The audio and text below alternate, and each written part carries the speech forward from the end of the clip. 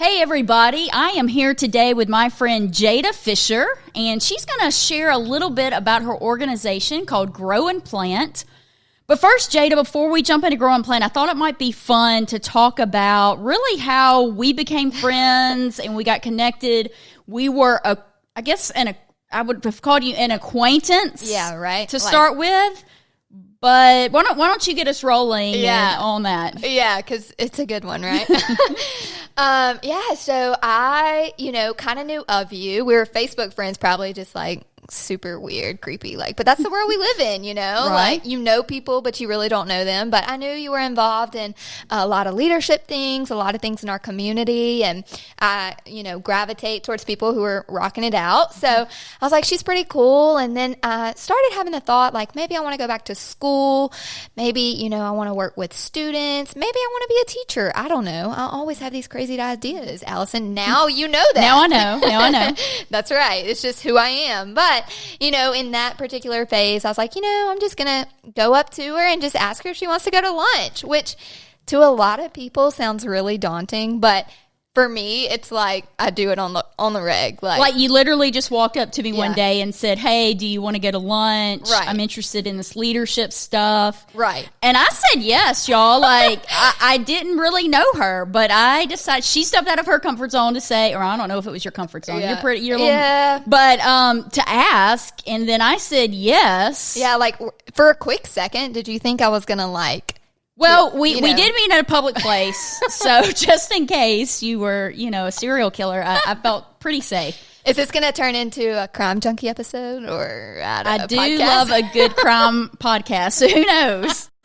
But that was it. Like literally, you asked if can we hang out for an hour and do lunch? Yeah. I said yes, and thankfully you didn't try to sell me anything. That has happened to me before when someone's asked me to lunch and then tried to sell me something.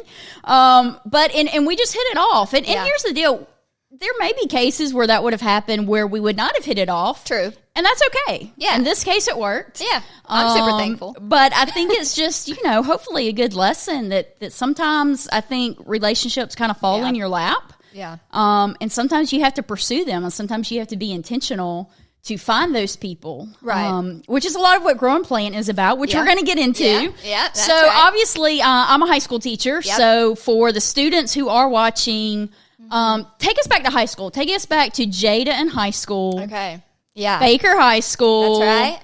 Yeah. Just kind of real quick, just give me a quick resume list of what you were involved in. Yeah. Whew. Okay. I said quick now. Okay. Quick. Okay. I was very involved in school. I went to Baker. I had a lot of great teachers, a lot of great coaches, the AP program, athlete. I loved basketball. I played softball. I had great teammates. Like I thrived in competitive environments. Really, I was involved in pretty much everything I could get my hands on. I have to stop you because I understand that what you did on the softball team is actually kind of unique. Yeah, it is. So I actually had never played softball before moving here. We'll kind of get to that, but I moved here in 9th grade and I played basketball, and so I came to this huge school. I came from a 3A school to Baker, which is like culture shock. And I was like, I don't even know anybody. I don't know how to find my bus. This is like a city. So I tried out for the basketball team, ended up making it, played basketball. And then I came back from Christmas break and softball was on my schedule. And I went to my counselor and I said, I don't play softball. I think this is a mistake. And so she said, I think you might need to go talk to your coach. And so I went to Coach Scarborough, and if you're from around here, you know him, you love him. And he said, all I want you to do is run. All you have to do is run the bases. I was very, very fast in high school.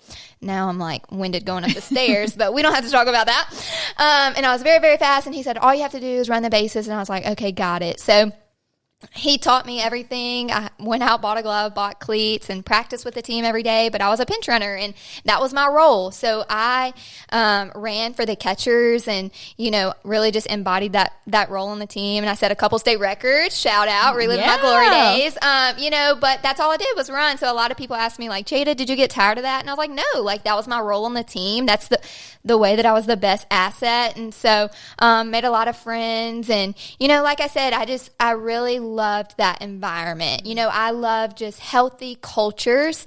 And once again, you know, like I said, seeking out healthy people. And so for me, sports, clubs, key clubs, National Honor Society, all of those things were that for me at school, you know, and I think a lot of people, you know, just kind of on the surface look at somebody like that and are like, you know, wow, her life's so easy. Yeah, so to look at you in high school, to look at your resume, it looked like you had it all together, picture perfect. Yeah. Was that the case? Oh, yeah, absolutely not, right? Like, it's never what it seems on the surface. Yeah. So I, you know, like I said, I moved here in 9th grade. That was kind of traumatic in itself, just not knowing anybody. I finally, you know, started kind of finding my place at Baker and getting involved in things. But, you know, my home life was probably just like many people watching, not perfect. You know, I had a lot of things going on behind closed doors that not a lot of people knew about. I kept it very, you know, I'm not going to say hidden. If somebody was to ask me, I would talk about it, but I just didn't go around, you know, saying like this, and this is going on at home. You know, and so I think even I go back to Baker now and speak from time to time, and many of my teachers are like, Jayda, I had no idea that was going on. You always seem so happy. And, you know, I think once again, like, it was just my outlet. School was my outlet. I was running from a lot of traumatic things, unhealthy relationships in my personal life. And, you know, I think that's where it can be really tricky in high school, especially now with social media, with this generation coming up. It all looks so perfect, and it never is for anybody. So even, you know, who's who of 2012, like, I was struggling. Like, I was struggling at home. And so, you know, even if I could just encourage a student, like, if you're there, I feel you, reach out to me, and I'd be happy to share more of my story. But, yeah, I was definitely working through some things. So what advice would you give for a student or even an adult who's just kind of, I mean, 2020's been a hard year for all of us. Absolutely. What would you say to that student or even that adult who does feel like they're kind of stuck right now in their situation? What are some things they should be doing right now? Yeah. Whew, man, 2020. Like, just when you think, I'm like, man, we still got a few more months. But, you know, I think what that's, you know, even teaching us in 2020 is that you have to have people in your corner. And sometimes for me, you know, I had a couple of people in my family that I knew, you know, were rooting for me, but I needed more to overcome what I was walking through. I needed to surround myself with as many healthy people as possible. And I know that sounds very cliche, but, you know, even like our relationship, I had to seek that out. And I think a lot of times, especially in today's culture, we're waiting for somebody to approach us or invite us, or, you know, we kind of have taken a little bit of, you know, our responsibility out of the equation. Like, I always tell kids, it's our life. We get to choose, you know, and there's a point where when you walk through some really difficult things, which a lot of people are right now, you've got to get the help that you need, or you are going to stay isolated. And, you know, that's never good for anybody. So that's why we see all these, you know, depression and anxiety rates skyrocketing, is because we have a lot of surface level relationships and not a lot of deep relationships, because we're not willing to get vulnerable with people or walk up to somebody and be uncomfortable for 35 seconds, you know, to say, hey, what do you have going on, you know? And so I would just say, you know, reach out to somebody in your life that, you know, you've kind of just kept it surface level with them. You know, you don't have to go up to a stranger, you know, like this is kind of out there, but somebody that you've kind of been friends with, and you maybe see them sharing some things on Facebook that you can relate to, reach out to them, go to coffee, wear your mask, whatever, but reach out. That's what I would say to somebody. Don't wait on somebody, you know, to change your life. Like, you've got to take a responsibility in that. So we have to have people. Yeah. We have to have people. We can't say that enough. Yeah. And even like for Jayda and me, you know, just to have someone that you can call if you're having a bad day, if you have a question, you need advice.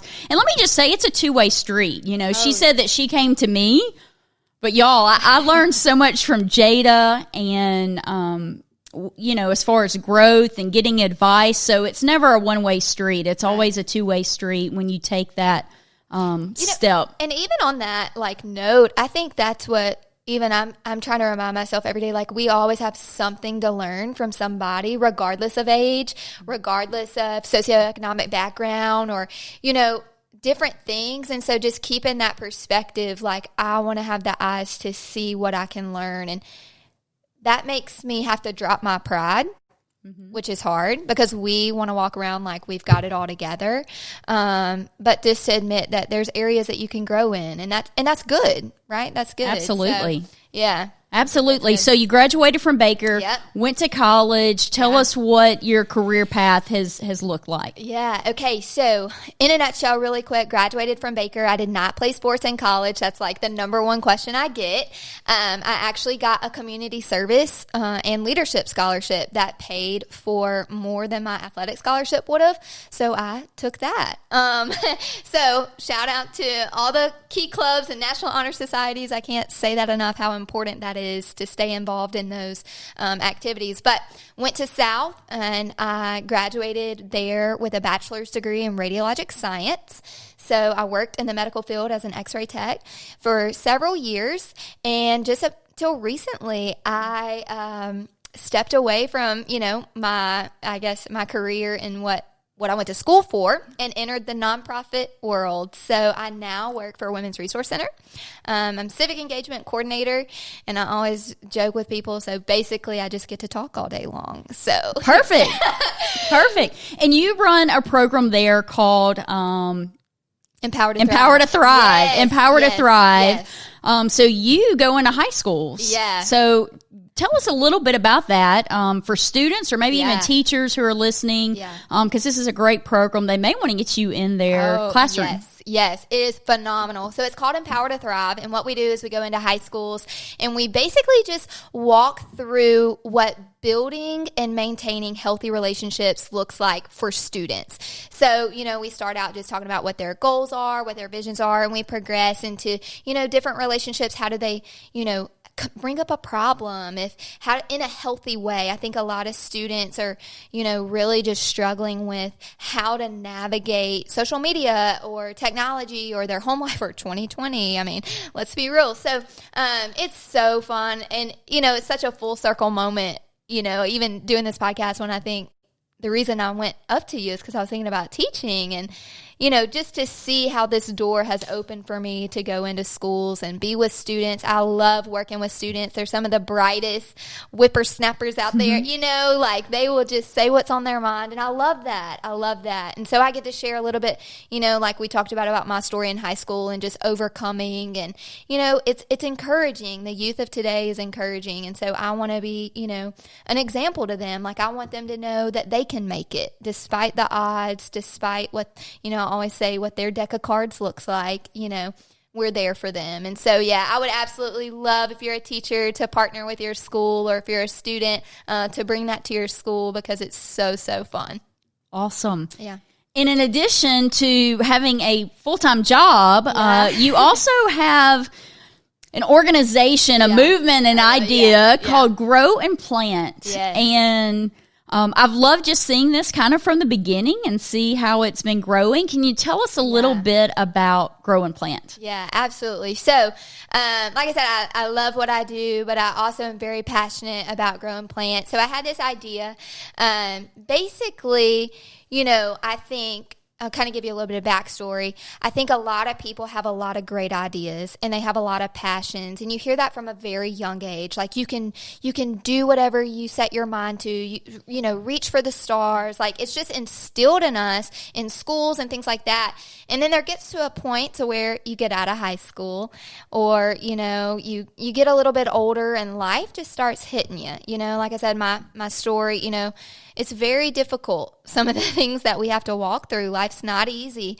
And so some of those passions and purposes start to kind of fall off because we don't have the people around us to keep pushing us there. And I was so thankful that I had that. I had a great mentor in my life that just said, like, Jayda, I'm not going to let you stop here. You're going to keep going. I'm going to keep setting you up for success, keep pushing you in what you're good at. And so, after just kind of thinking like, where do I want my life to go, right? Or what do I see I contribute And so after thinking about that, Grow and Plant started just building in my heart and in my brain. And so basically what it means is, I want to see the gap, that's, we call it for short, close between generations through mentoring. So, we want to grow in information, but we also want to plant in application, because I think say that again. Okay. We want to grow in information and plant in application. Okay. So basically, I think there's a gap between what people are, they have all these great ideas, but they don't know that first step, right? Like, they don't have that mentor to say, like, hey, start here. Or we all have good ideas. Right. Absolutely. And a lot of times they just stay good there. ideas. They don't return into anything. Right. That's right. And so I think, it's really important for students, but even adults. I mean, that's like where my passion really is when, you do work that full-time job. And I think you kind of start to lose yourself a little bit, and you got to pay the bills, right? But like, we are still have our passions and our hobbies. And so I want to see people have mentors in their life that never let them give up on their passion or what they're good at, or how they can contribute to the world. So now you used the word mentor, and I think sometimes that word has positive connotations and sometimes not so much. So when you say mentor, what do you really mean by that? Yeah, so mentor for me, and I love that you pointed that out, because I think we, in our mind, we kind of have like this gray-headed, like, just picture in our mind, right? Like, mentor, they're going to be 85 years older than me, and they're not going to know anything about life, right? Right. But basically, just a mentor is just somebody that's a little farther down the road than you, in the direction that... So they don't have to be 85 years older. Right. Okay, right, just has a little bit more experience. A little bit more experience, a little bit more wisdom, has walked the road that you want to go down just a little bit longer. So, you could have several mentors in different areas of your life, or, I really think it's good, though, to have people outside of your family. A lot of people say I have my mom, my dad, a family member that kind of steers me. And I think that's great. So why is that important that we, even if we maybe have a great family system, a mom or dad, sister, why is it important to have people outside of your family? Yeah, absolutely. So I think it's critical to success, because sometimes when your life gets a little messy, you have to have somebody outside of that situation that you can turn to and talk through. When your mom's you may be best friends with your mom, and when she gets, sick or ill, or, diagnosed with breast cancer, or some of those traumatic things in life, like, you've got to have somebody that you can turn to. And so I think it's great if you have a strong family unit, but I think it's critical to have somebody outside that can give you a fresh perspective, or, strength, or, just a different, ideas on things, or in a different way of looking at things that maybe everyone in your family just thinks the same, or something like that. So I think that for me, that's what was pivotal in my, in my growth, really, is having that person outside of what I was going through. So having those people to help you grow. Yeah. So when you have those ideas that so many times we have, and then they sit maybe in a journal, or we kind of think about them and think, man, I don't think I can do that. Having mentors to help us turn those ideas into reality. Right. Absolutely. And I think if you look at anyone that's, made it or really contributed, they had somebody pushing them, or really, I think a lot more people would if they had somebody, but I think, once again, we just kind of get in the ebb and flow of life, and we just give up on those things. So I think we really need to spur one another on in that way. Or if, somebody mentions a crazy idea, like going to lunch one day, you just go. You just go, right? What do you have to lose? Nothing. What do you have to lose? I mean, public places, but Safety first. safety first. So one of the initiatives you have with Growing Plant is something called the greenhouse. Yes. Can you tell us a little bit about the greenhouse? Yeah, so basically, this is a funny story. Once again, me just running my mouth to people wherever I'm at. So I'm getting my hair done, and I always bring a book because it takes forever. And my hair stylist finally started asking me about it, like, what you reading this time? And we got to talking. And so I said, I have so many books that I wish I could pass on to someone so they didn't just sit on a shelf or just donate them to Goodwill. And so she said, well, you can bring them up here. And so me and my crazy ideas, I went and festered on that for a couple months. And I came up with a greenhouse, which is, kind of like under the umbrella of Growing Plant, because basically it's taking an idea and doing something with it. And so what I do is I collect books or, donations that people have given me, and I put them in public places for people to, take and read. But the hope is that the information they receive, that they do something with it, so they can either pass that book along or donate it back to the greenhouse or, just be encouraged, because I know my life has been impacted, I can't tell you how many times, by something I've read in a book. So, that's just a seed that I don't know where it'll end up, but I think you're kind of a book person too, aren't you? I am. My students have heard me say more than once that leaders are readers. Leaders are readers. So I think reading is super important, and there's so much to learn, and that just really speaks to the model of Grow and Plant, that yes, you want to read to better yourself, but you don't want to just keep it to yourself. You want to pass it on, plant that into someone else.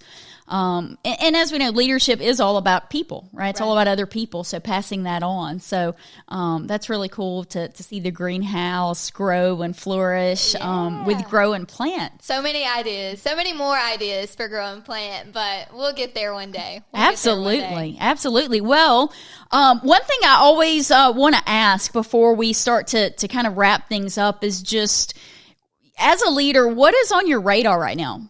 Okay. Like what, what are you, it may be what you're reading or what you're kind of tuned into, maybe things that we should be thinking about. It can be serious or it can be just fun. Okay. What's on your radar? Give us a few things. All right. Well, I just recently, this past weekend, watched The Social Dilemma on Netflix. Have you heard of it? I have heard of it, but I have not watched it. Okay. Well, I kept seeing these clips on, social media. The irony, right? Right. But man, that documentary, it's like, it's really, really good about just, what's going on with our emotional and mental state when we're so engaged in social media or screens. And so I thought that was really good. I would check that out. I would recommend it. It's like an hour and a half documentary, but I enjoyed that. I just recently finished for the second time Be the Bridge by Latasha Morrison. I just think, with the current climate of racial tension in our culture, I think that it's really important for people who are engaged in leadership to, have an opinion about it and be engaged. And so I thought that book was really, really good. And then you not only read the book, but you led a group of people through the book. I did. So I invited some friends over to the house, and once again, just it kind of goes back to that Grow and Plant model. Like, I got on Facebook, I saw everybody and their mom talking about all their opinions, right? And I was like, what can I do? I'm such a just practical person. I'm like, I don't want to just take what I know. I want to actually create an environment for that gap to be closed. And so I hosted that book club and just invited people over to my house, and we just had conversations, and it was great.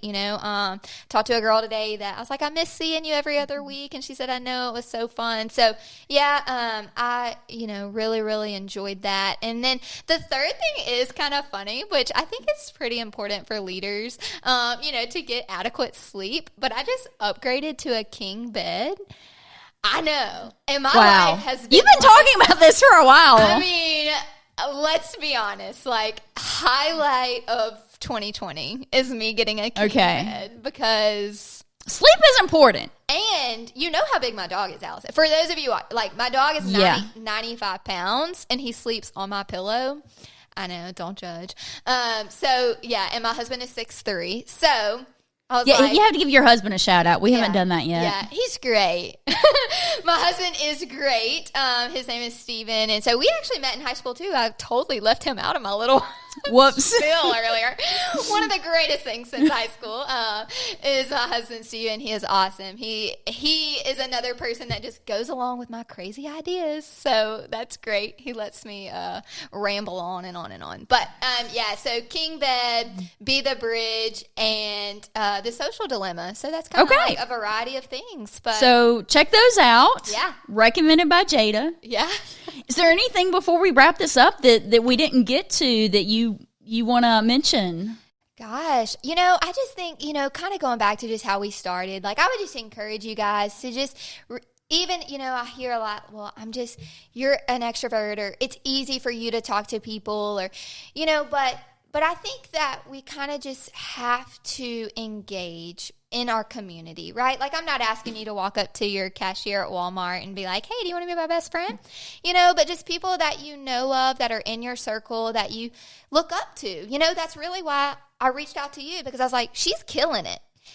Instead of me being like, wow, like I kind of want to do something, in a lane very similar to her, but 2 lanes over, and that competitive vibe, just being like, hey, I want to be friends. And I am so thankful that we did. And man, you didn't know you were getting stuck with me, but I'm super glad. I'm happy to be stuck. I'm happy to be stuck. Yes. It worked out. And she was asking in that moment, but I had to say yes. I could have just blown her off and I don't have time for this. Yeah. Or I don't know this person. What if it's weird? But take a chance. Yeah. Take a chance. Say yes. And you never know what's going to happen. Yeah. And be intentional with your time. I think, none of us have time. None of us. But make time. I heard a quote in a book, that said your schedule should prioritize people over things. And so if I could just leave you with that, like, just look at your schedule. Like, are you just doing a lot, or are you investing in people? Because that's really where, your legacy is going to leave you. So. All right. Well, thank you so much, Jayda. Be sure to check out Jayda on social media along with Grow and Plant. We'll post those links below. So thank you. Absolutely. See you guys soon.